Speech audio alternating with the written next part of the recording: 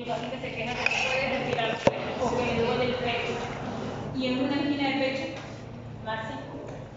Seria o dolor no pecho también. También, el paciente también se queja que no puede respirar. Sí. ¿Por qué les digo esto? Porque es similar a un infarto agudo de miocardio. El paciente, igual que sufrió un infarto agudo de miocardio, tiene todos los síntomas que ellos me han mencionado. ¿Cuál es la diferencia? Que cuando hay un infarto agudo de miocardio, el dolor del paciente que dice que empezó en el pecho, a veces vomita, tiene un dolor en el ganglio, irradia al lado izquierdo, cosa que no pasa en una crisis de ansiedad o en una angina de pecho. Eso es lo primero que yo tengo que detectar clínicamente. Después, el electrocardiograma es lo otro que los médicos hacen, pero la literatura dice que el 30% de los electrocardiogramas salen normal en un paciente que ha sufrido un infarto agudo de miocardio. 30%. En cambio, estas pruebas no me van a salir normal nunca si mi paciente ha sufrido un infarto agudo de miocardio. Es más, si mi paciente ha sufrido un infarto agudo de miocardio, es 100% seguro de detectar un infarto agudo de miocardio. Y la troponina, 99% de probabilidad de detectar un infarto agudo de miocardio. En cambio, el electrocardiograma, ¿cuántos por ciento les dije? 30% puede salir normal el electrocardiograma. Entonces, estas son pruebas muy sensibles y específicas para detectar un infarto agudo de miocardio. Entonces, teniendo en cuenta eso, vamos bien. Cuando hay un infarto, puede ser que ese infarto generó por un problema, o puede generar un problema isquémico o un problema trombótico. Entonces, nosotros tenemos la opción de tratar eso, sobre todo si es trombótico, 4 horas. Si mi paciente ha sufrido un infarto agudo de miocardio o ha tenido un problema o me está llevando a una ACV, tengo 4 horas para tratar al paciente. Esas 4 horas tengo para darle un antitrombótico si fuera el problema trombótico. Si le doy después de las 4 horas, 6 horas, porque quiero evitar una ACV quizás, porque a veces el paciente sufre un infarto agudo de miocardio y sufre una ACV al mismo tiempo.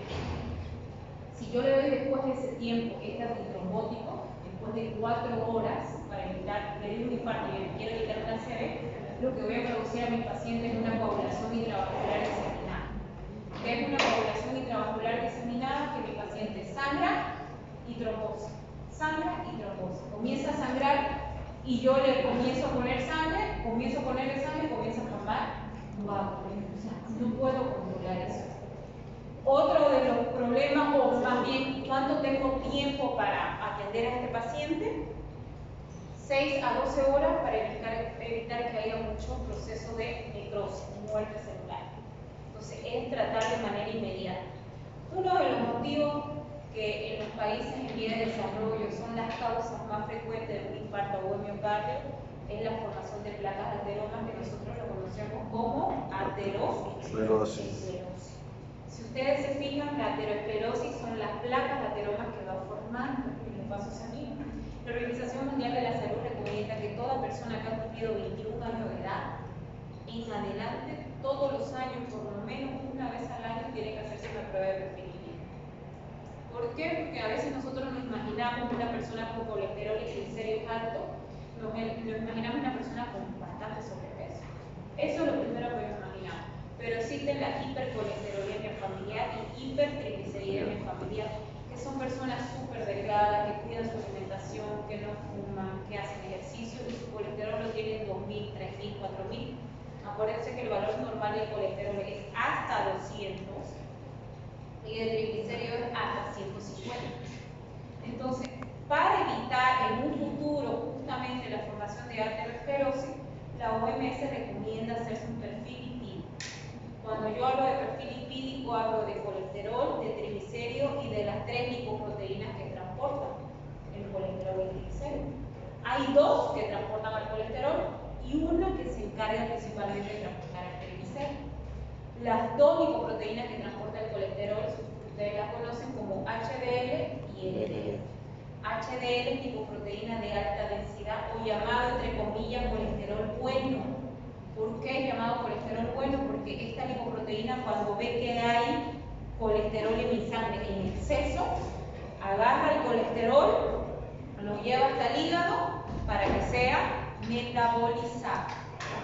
La otra lipoproteína se llama LDL. Para adelante. Porque creo que tienen varios compañeros.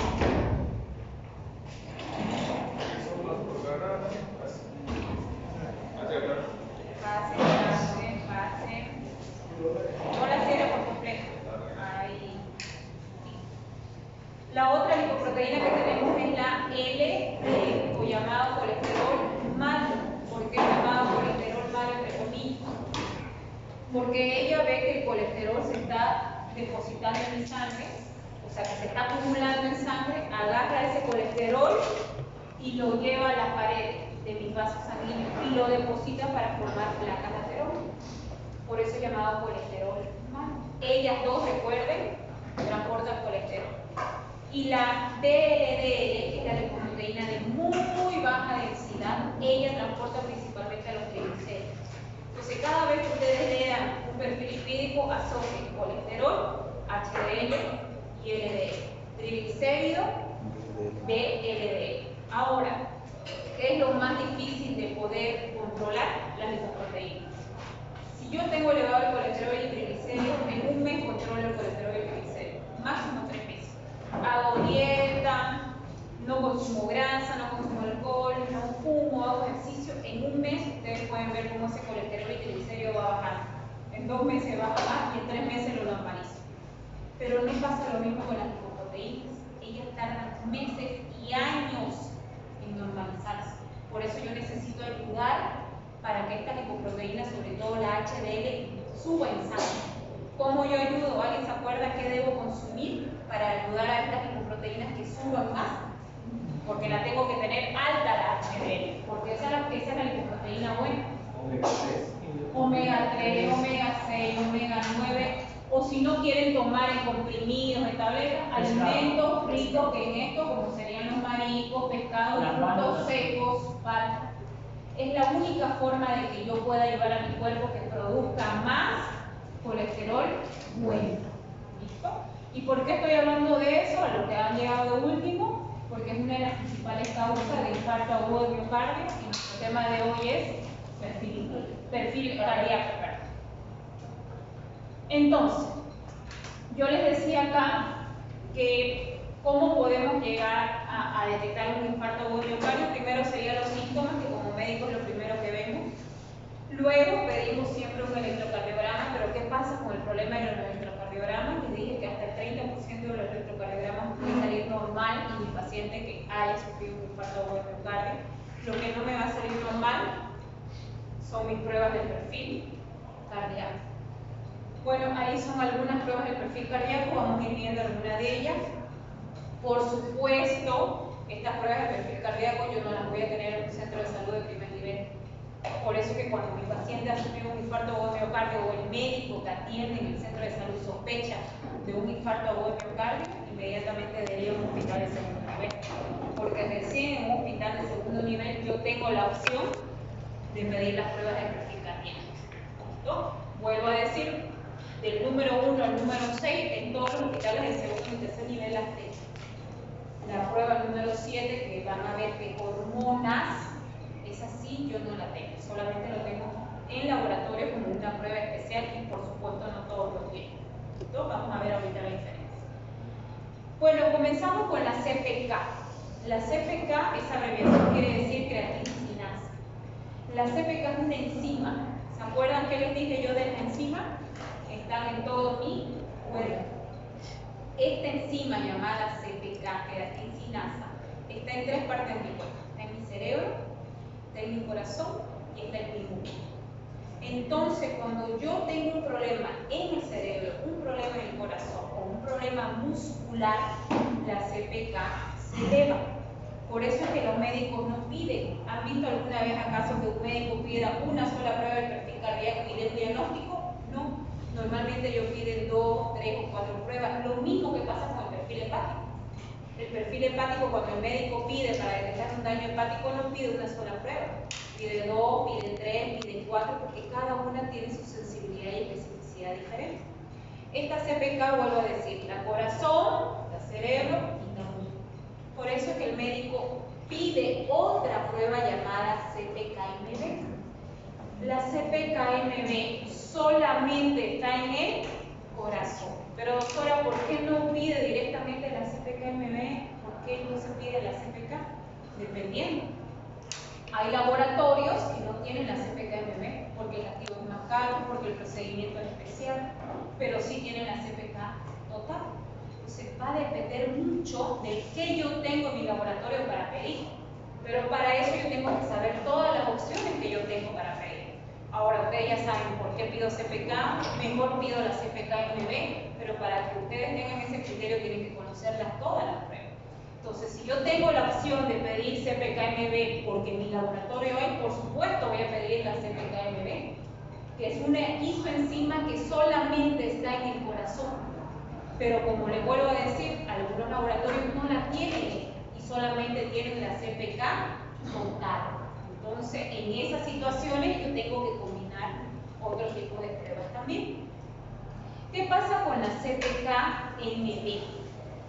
¿Cuándo comienza a aparecer? Ocurre el infarto agudo de miocardio entre las 4 a 6 horas después del infarto, esta comienza a subir en sangre. Si yo la pido antes de esas 4 o 6 horas y le sacan sangre a mi paciente, el laboratorio no lo va a detectar, porque esta enzima comienza a subir en sangre después de 4 a 6 horas que vino el infarto en el paciente. ¿Cuánto tiempo está en mi sangre esta enzima?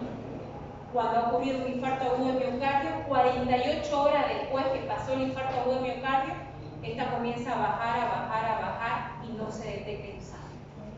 Esa es la diferencia. Ahora vamos a ver las otras. ¿Qué les decía de la CPK total? Si mi paciente sufrió un infarto, esta se ve. Si mi paciente tuvo un espasmo muscular por una intramuscular que se la colocaron mal, esta CPK total va a subir.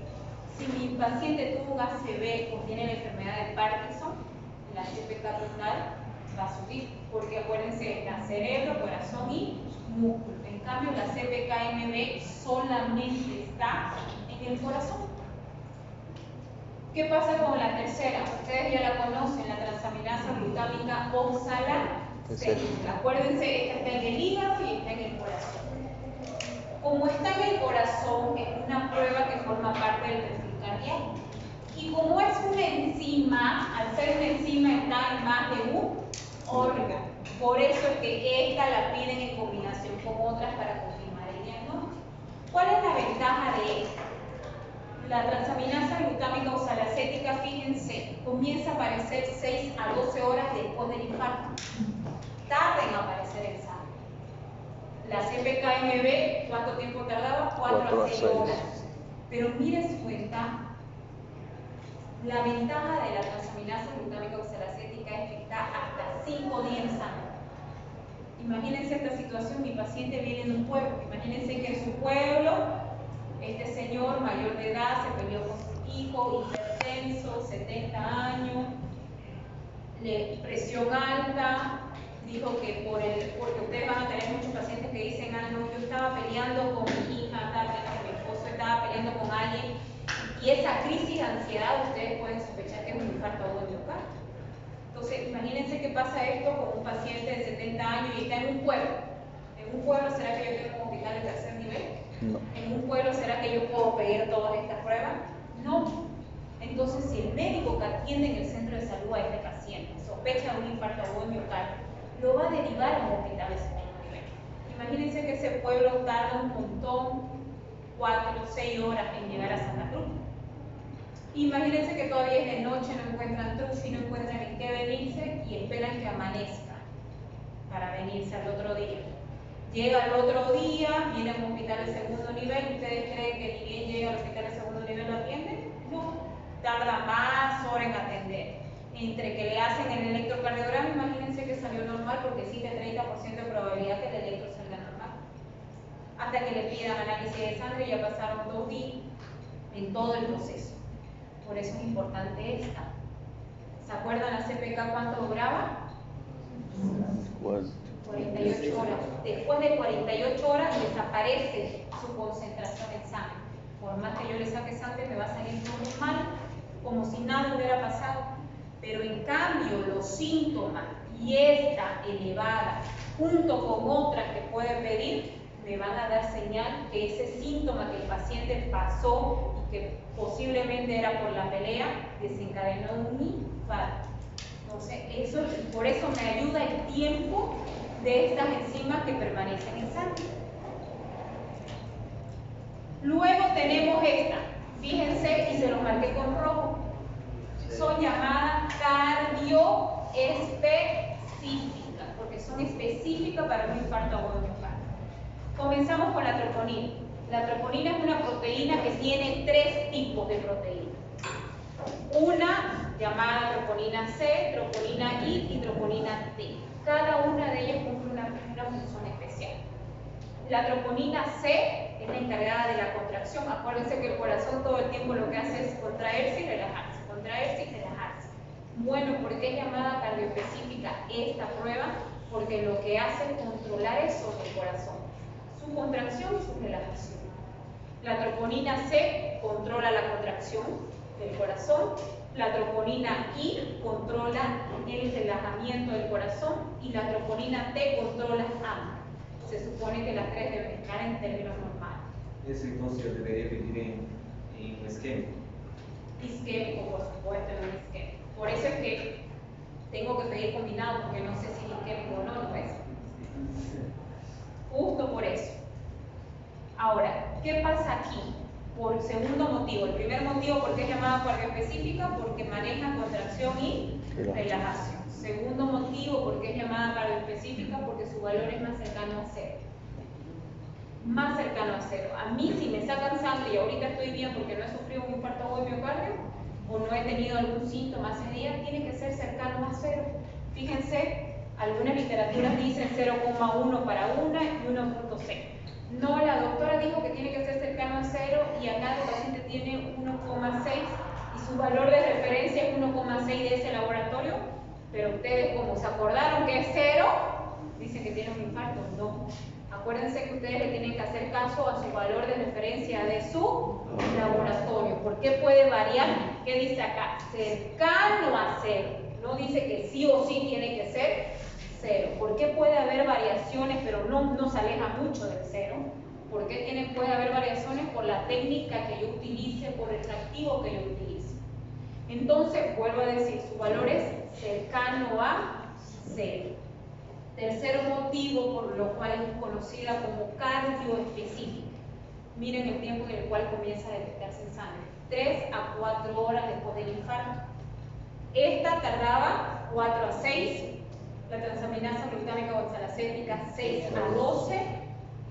La troponina 3 a 4, o sea, más rápido la detecto y tiene una ventaja aún mayor. Miren cuánto tiempo me dura.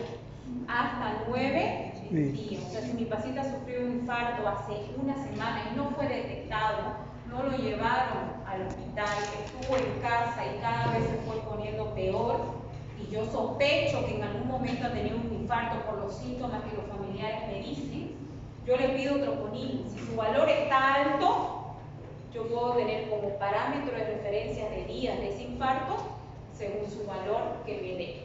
¿Listo? Ahora quiero que se les quede en su mente esta curva. Todas estas pruebas hacen esta curva. Comienzan a subir después de las horas del infarto, llegan a un pico máximo de concentración en sangre y comienzan a bajar. Comienzan a bajar hasta que no son detectadas. La CPK-MB 48 horas después ya no la puedo detectar. La transaminasa glutámica oxalacética después de un infarto 5 días después no la puedo detectar. La troponina, la literatura dice 9 días, algunos dicen hasta 10 días después del infarto, ya no la puedo detectar. Porque todas estas pruebas que les estoy mostrando siguen esta curva. Van subiendo y luego comienzan a bajar y no son detectadas en sangre. Fíjense acá, su aumento de estas dos, porque son las que más se manejan en laboratorio, tienen un 99% de probabilidad de detectar un infarto agudo de miocardio. O sea, es súper específico. ¿Qué pasa con esto? Mioglobina. ¿Se acuerdan cuál era la función de la hemoglobina? Transporte de oxígeno. transporte de oxígeno a través de los glóbulos rojos a todo mi cuerpo. La mioglobina hace lo mismo. Transporta oxígeno, pero solamente a mi corazón y solamente a mi músculo del corazón. Por eso llamada cardioespecífica también, porque transporta oxígeno. Y si yo no tengo oxígeno en mi corazón, en el músculo, ¿qué va a pasar? Hay necrosis, y si hay necrosis es muerte celular. ¿Será que yo la puedo recuperar esas células muertas? No. Entonces, lo que hacen cuando piden esta prueba es ver qué tan dañado está el corazón de ese paciente que sufrió un infarto agudo miocardio. Por eso es llamada cardioespecífica. ¿Cuál es su? Mire, tienen 100% de probabilidad de diagnóstico para un infarto agudo miocardio. ¿Cuál es la ventaja de esta? 2 a 3 horas después del infarto comienza a subir. Esta subía 4 a 6, esta de 6 a 12, esta de 3 a 4 y la mioglobina en 2 horas ya la puedo detectar. Pero ¿cuál es el problema de esta? 24 horas desaparece. Solamente tengo la opción de poder detectarla en sangre 24 horas, es muy sencillo. Por lo tanto, yo cada 24 horas puedo pedirle al paciente laboratorio para ver si sigue habiendo muerte celular, porque puede venir un infarto tras otro, ¿no ven? No sé si han escuchado alguna vez, sufrió de un infarto, vino otro, al otro día otro, entonces, por eso los médicos constantemente van pidiendo estas pruebas. Ahora, esto era lo que les decía, 2 horas.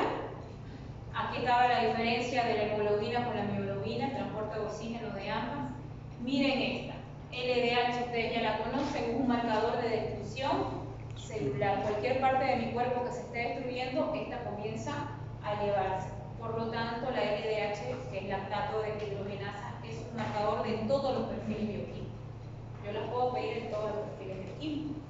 ¿Cuál es su ventaja en relación al perfil cardíaco? Miren, ¿cuántas horas después del infarto esta comienza a subir?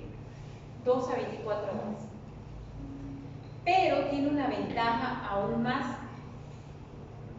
Puede estar alta en sangre hasta 7 días. Entonces miren cómo yo puedo jugar con las pruebas. Si la mioglobina solo yo tengo 24 horas en sangre, yo puedo pedir esta. Porque esta también me dice si hay destrucción celular. Y esta la tengo ¿cuánto tiempo? Hasta 7 días. Por eso los médicos combinan esa prueba y no piden una sola prueba, hacen una combinación de varias. Ustedes conocen ya la mesoenzima, pero les dije que lamentablemente nosotros acá en Bolivia no tenemos para medir LDH1, LDH2, LDH3, no tenemos opción. En otros países sí la pueden pedir, en este caso pueden pedir mioglobina, LDH y LDH tipo 1 para ver si hay muerte celular específicamente en el corazón. Ahora sí, las pruebas especiales son los péptidos natriuréticos. Estas no son enzimas, no son proteínas, porque esta es enzima, proteína y proteína. Entonces, estas llamadas péptidos natriuréticos no son ni enzimas, no son ni proteínas, sino son hormonas. Y al ser hormonas, ¿ustedes todos los laboratorios tienen hormonas? No. Las hormonas son pruebas especiales que solo algunos laboratorios las tienen. Estas, al ser hormonas, no las voy a tener yo en todos los hospitales públicos ni todos los laboratorios privados. Las voy a tener solamente aquellas que realicen la parte hormonal. Y sí, en otros países sí o sí las voy a encontrar. Aquí nosotros no tenemos, pero por ejemplo en el oncológico nosotros sabemos que son puros pacientes que van con cáncer. Hay hospitales específicamente, hospitales renales, hay hospitales donde manejan toda la parte de cardiología. Acá en Bolivia no tenemos hospitales especiales, pero en otros países, al ser tanta la población, tienen hospitales solo de hematología, tienen hospitales solo para el riñón, tienen hospitales solo para el corazón, tienen hospitales así. Obviamente, cuando tienen un hospital donde solo manejan la parte del corazón, por supuesto que la van a tener esta prueba. Y son hormonas. Son 2 tipos de hormonas. Una que es llamada péptido natriurético atrial y otra que es llamada péptido natriurético cerebral. Estas son hormonas que me dicen dónde originó el problema del paciente. Si el problema originó en las aurículas o si el problema viene del ventricular. Entonces son pruebas mucho más específicas que me está diciendo de dónde está viniendo el problema. ¿No? Obviamente son pruebas especiales. Entonces fíjense este cuadro de manera de resumen. Estas son las más utilizadas. Acá les puse su valor normal que nosotros manejamos acá. Les puse si tienen isoenzima o si son únicas normalmente. Les puse a qué hora, cuántas horas después del infarto comienzan a subir. ¿Cuánto es su pico máximo, la concentración más alta que ustedes van a encontrar? ¿Por qué les sirve esto? Porque imagínense que ahorita le hacen una prueba de laboratorio a su paciente y mañana se la vuelven a hacer y ya está más baja, quiere decir que cuando ustedes se la hicieron, la encontraron en el pico máximo. Eso les da un parámetro a ustedes que a partir de ahí va a comenzar a bajar, a bajar, a bajar. ¿Y cuándo va a llegar a no detectarse? Dependiendo de cada prueba. Cada prueba tiene un tiempo en el cual se detecta en sangre y después desaparece. Por eso lo tienen así. Inicio, pico máximo y cuánto dura en sangre para después desaparecer. ¿Alguna pregunta?